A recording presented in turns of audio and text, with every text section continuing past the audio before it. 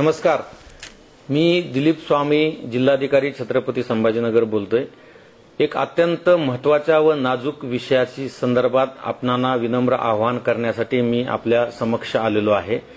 आपल्या जिल्ह्यामध्ये मुलींच्या जन्माचं प्रमाण सातत्याने कमी होत आहे आणि अतिशय चिंतेची बाब ही आहे की हे असमानता जी आहे ती उद्या भविष्यामध्ये सामाजिक प्रश्न निर्माण करणारी आहे।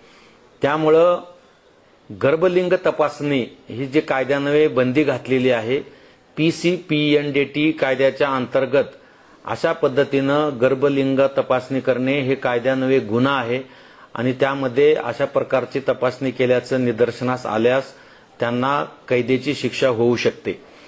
सध्या स्थितीमध्ये छत्रपती संभाजीनगर जिल्ह्यामध्ये ग्रामीण आणि शहरी भागामध्ये काही असामाजिक संघटना किंवा असामाजिक व्यक्ती यांच्याकडून चोरून छपून ट्रॅक्टरमध्ये, ट्रकमध्ये किंवा अँब्युलन्समध्ये गर्भलिंग तपासणी करत असल्याची प्राथमिक माहिती प्रशासनाला मिळालेली आहे।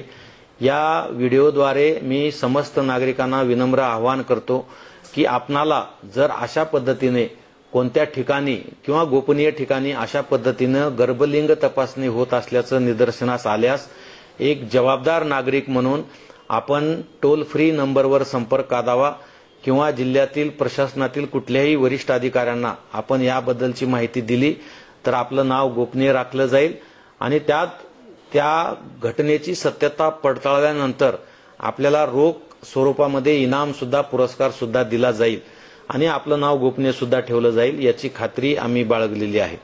त्यामुळे आपण निश्चिंतपणे अशा असामाजिक प्रवृत्तीला आळा घालण्यासाठी समोर या आणि टोल फ्री क्रमांक 1800233475 1800233475 या टोल फ्री क्रमांकावर आपण संपर्क साधावा अशी विनंती मी आपणा सर्वांना करतो। धन्यवाद।